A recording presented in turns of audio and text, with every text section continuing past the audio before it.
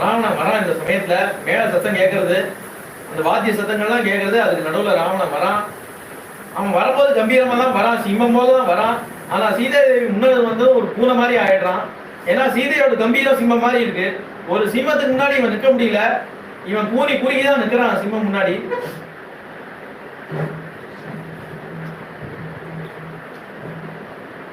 அவன் என்ன பண்றான், ராட்சச தர்மத்தை பத்தி சீதையிட்ட சொல்றான்.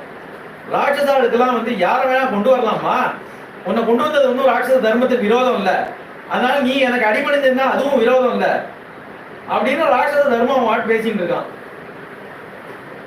ராமர் வந்து உன்னை காப்பாற்றுவார்னு சொப்னத்தை கூட நினைக்காத. இந்த சாகரத்தையே நான் வந்து அகழியா வச்சிருக்கேன் லங்கைக்கு.